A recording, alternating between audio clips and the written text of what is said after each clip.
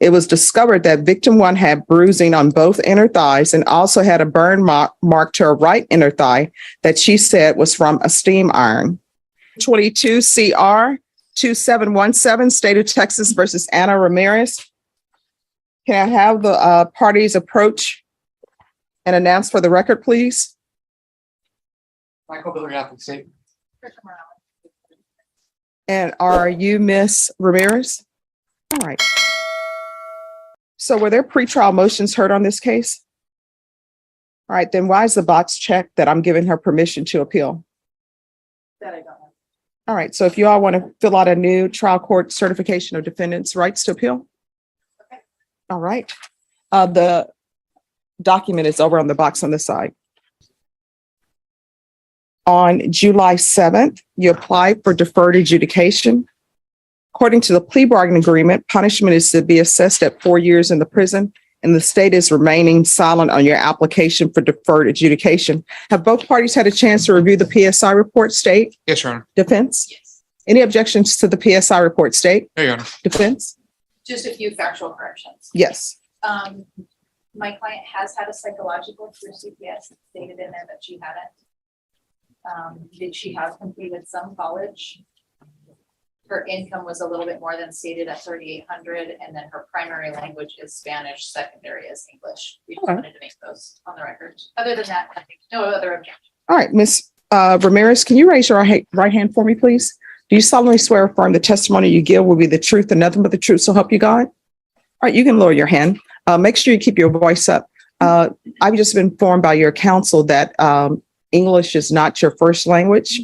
It's Spanish, is that correct? Yes, but I. All right, so you don't need an interpreter? All right, thank you. All right, the state is silent, so defense. Your Honor, at this time, we would ask that you grant Ms. Ramirez the deferred adjudication. After reading over the PSI, we just wanted to highlight a couple of pieces of information. My client has been going through her CPS base for about 18 months now. She has completed several courses. The event that is listed in there to include the topics of the family violence, the violence education, parenting, anger management. She has also been ongoing through continued counseling. She was going through Mr. Carlos Castillo until just this last July. We were supposed to start trial at that time. He didn't schedule her any other sessions with him, so she went on her own to seek additional counseling through somebody that was provided through her insurance. Everyone, please make sure you whisper. Yes. And so she is still continuing, and she is very proactive and continuing counseling, really to try to understand how her behavior that made the children, even specifically, feel victimized, how she can change it going forward. In the PSI, I believe it does say that the child was hospitalized. We also just wanted to clarify that they had went to take photos. There was no hospitalization of the children. And in addition to that, Your Honor, we just wanted to also highlight that although the PSI, it seems to highlight specifics of one side of the story, there was also no mention in there about Miss Nancy Kellogg stating that the injuries did seem were on Evelyn as consistent with the bike and the iron and not of abuse, as well as Evelyn did not make any outcry, and when specifically probed about what Ethan had stated, had given completely different version of the events. In any event, Your Honor, my client is working. She would like to continue to go to counseling. We do have trial in her CPS case on Thursday and Friday. Mhm. And so she is asking for her children to be returned. I understand that CPS is asking for her to be terminated, but she would like the opportunity to work probation, get continued services, and then continue with her job at Wells Fargo. Okay, so this is what the court is trying to understand.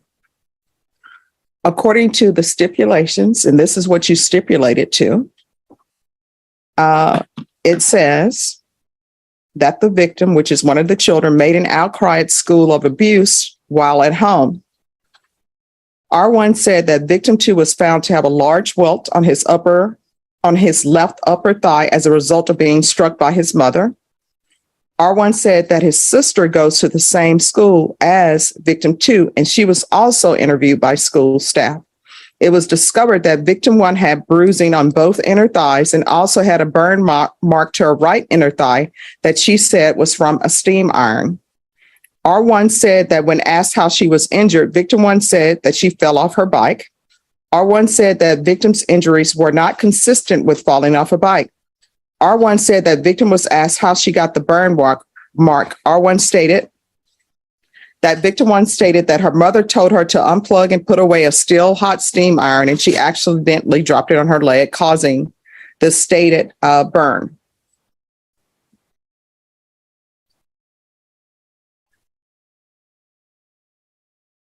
So are you saying that you didn't cause any of these injuries to the children?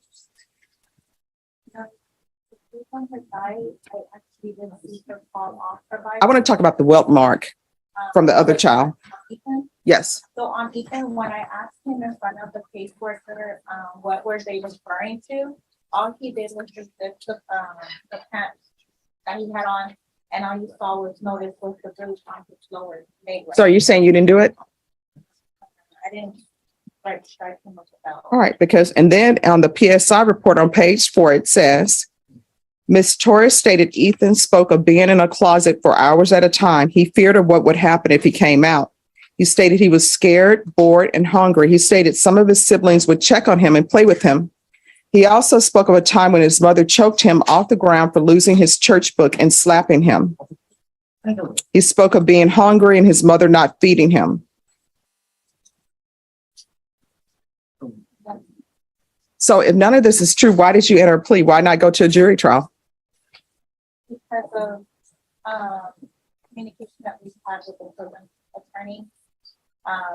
We stated advice on responsibility. No. Do you want a jury trial? We'll give you one today. We have a jury outside. That'll be here at 1:30. You want a jury trial? That's either yes or no.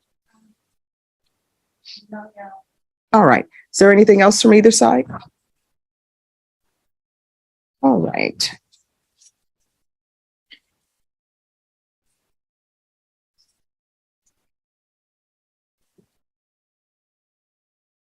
And defense, do you feel that your client's entering into this plea bargain agreement was voluntary? Yes.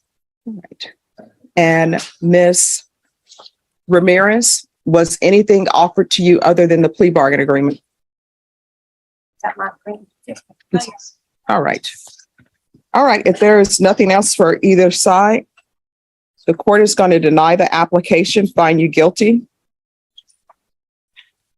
There's an affirmative finding of family violence. The court will sentence you to $1,500 fine, time and money to run concurrent. And the court will sentence you to 4 years in the prison. I'm going to show you what's entitled Trial Court Certification of Defendant's Rights to Appeal. Because this is a plea bargain agreement, because I followed your plea bargain agreement, and because you waive your right to appeal, you do not have the court's permission to appeal. Because this is a felony conviction and an affirmative finding of family violence, you're not allowed to own or possess any weapons or ammunition. If you have a question over what a weapon or ammunition is, you'll need to speak to an attorney. Do you understand? All right, good luck to you. Judge, All right, so we're going to go on the record, Brenna. Okay. Cause number 2022 CR 10474B, State of Texas versus Matthew Dotson. Can I have parties announced for the record for the state, Michael Villarreal, State. for the defense? All right. So my understanding is that it's agreed that the defendant is to remain on deferred adjudication. That's correct. All right. And what are you asking with regards to conditions? Judge, the original agreement as it relates to the MTR was 90 days of Bexar County Jail sanction, TAP evaluation while in custody and to follow recommendations, and then weekly reporting for 90 days upon release from the Bexar County Jail. All right. I'm going to do something a little different. Okay. So obviously, they want the 90 days in the Bexar County Jail to correct some behavior, I'm assuming. Is that correct? I believe so, yeah, we have plenty of precedent, enforced legal. All right, because what I want to do, because obviously there's some behavior that needs to be corrected. Maybe it needs to be corrected at ISF. Will ISF take him based upon his charge? Right. So instead of just 90 days at the Bear County Jail or 90 days at the prison, although I'm sure there was a shock to your system when you went to the prison. So hopefully you learned something. How old are you? 31. Do you have children? Parents? Mom? Dad? Does your mom love you?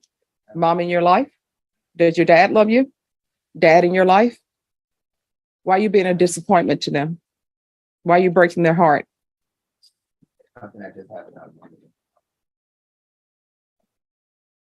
I mean, no, here's the thing about wrong roads.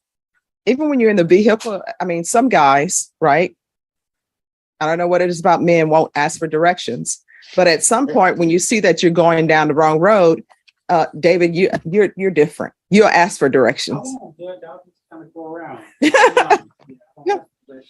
At some point, when you're on 100 miles and you're still going in the wrong directions, at some point you say, we can do a U-turn right here. So at some point you're gonna have to do a U-turn to better your life. Otherwise, you're gonna end up in prison, and you're gonna end up in prison for a long time because what you're charged with. This is a first-degree felony. The range of punishment is up to life in prison. I mean, you can find your direction at the prison. I didn't know before, but people told me that some people are allowed to drive around the prison. That's from Mr. Cox. I don't know if that's true or not. I never saw it in Shawshank Redemption, but that's what Mr. Cox says. So we're going to do ISF with you, and it's going to be cognitive. So while you're at ISF cognitive, you need to pay attention to everything that they're trying to teach you. And when you're there, you need to internalize that you could be at the prison, which is where you came from, being told what to do every single day.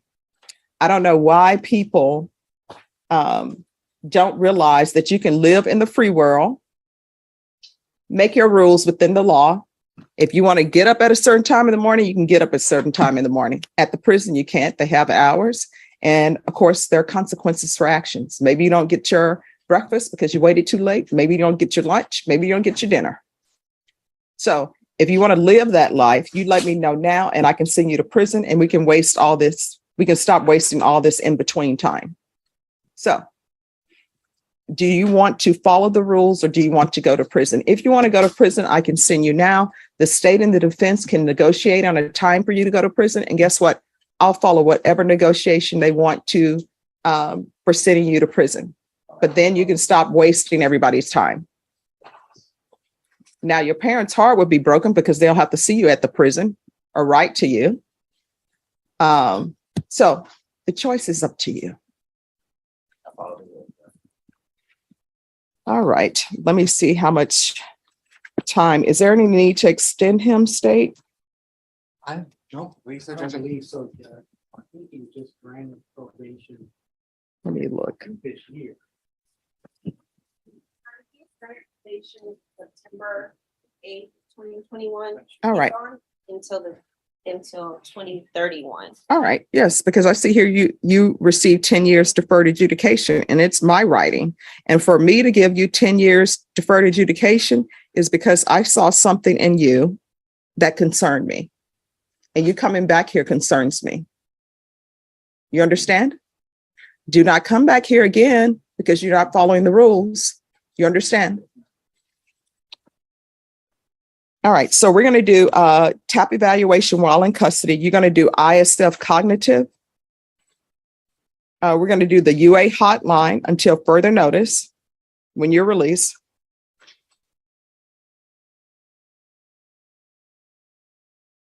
I'm going to want field visits 3 times per month, probation, and then and that'll be for 3 months. If he's doing well, then you all can send me a supplemental, let me know, and I'll decide whether or not to take him off that.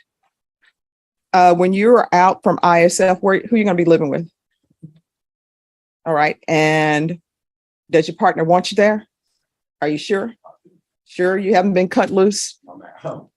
A dear Matthew letter? No, ma'am, I haven't. Okay. Well, you will be if you don't behave and act like an adult who has common sense. What are you planning on doing with the rest of your life? plan on going to school for HVAC, is what I was trying to do. Okay. To get into private education or do community service, what I was doing. I contacted the court, but the other guys had me on doctor, the probation had me on doctor, so therefore I kept calling and no response, and I stayed working. Okay. And what's up with the ring on your finger? Usually they don't bring people over. Can that not be removed? It won't come on. Not waiting. Oh, you know what? I know your wife. I'm gonna tell her you said that. Well, you know, you can always cut that off. Sure. Do you not want it removed? No, no, I do not. My brother just passed away in November, so this is his ring and I kept it. Oh, okay. All right, that I can understand. All right, State, is there anything else you're requesting? No, Judge. All right, probation, is there anything else he needs? Is there anything else you need from me so that I won't see you again unless you're being released from probation? Well, no, ma'am, but at the same time, when you guys released me, that in September, I had a warrant already right when I came out, which I didn't think I was supposed to be released, but for a live vote for the ticket that I came in for. Okay. Y'all can just make sure that. Well, that's your attorney needs to make sure that ticket is not an issue. All right, so what's going to end up happening is you're going to go back to the Bexar County Jail. You're going to go to ISF. You're going to do your TAP evaluation and probation. If the TAP evaluation recommends inpatient treatment, we're going to start with intensive outpatient treatment if that's what they're recommending. All right. So if they're recommending inpatient treatment, we'll start with intensive outpatient treatment to see how that goes. All right. Is there anything else from either side? Thank you. The courtroom tension was palpable as Judge Stephanie Boyd called the case of Ana Ramirez for sentencing. Ramirez had entered a guilty plea months prior, applying for deferred adjudication, a form of probation that could have kept a conviction off her record. However, the plea bargain agreement was a ticking time bomb. It stipulated a 4-year prison sentence with the state remaining silent on her application. This set the stage for Judge Boyd's ultimate authority to decide her fate. After a brief discussion about the pre-sentence investigation, PI report, the moment of truth arrived. With no further arguments, Judge Boyd swiftly moved to destroy Ramirez's chance at freedom. In a decisive ruling, she denied the application for deferred adjudication, found Ramirez guilty, and made the critical affirmative finding of family violence. This finding would trigger severe, long-term consequences beyond the immediate sentence. Judge Boyd then imposed the agreed punishment for years in the Texas Department of Criminal Justice and a $1,500 fine. But she wasn't finished. She methodically outlined the collateral damage of this felony conviction. Because it was a plea bargain case where she followed the agreement, Ramirez was formally denied the court's permission to appeal, slamming shut a potential legal avenue. Most consequentially, Judge Boyd emphasized that the affirmative finding of family violence came with a lifetime prohibition. Ana Ramirez would never again be legally allowed to own or possess firearms or ammunition. The emotional weight of the crime was then underscored as a family member read a victim impact statement into the record. A raw reminder of the human cost behind the legal proceedings. In under 20 minutes, Judge Stephanie Boyd demonstrated the formidable power of the bench. She upheld a tough plea deal, reinforced the seriousness of family violence, and systematically dismantled the defendant's future prospects, ensuring that the sentence delivered inside the courtroom would resonate for years to come.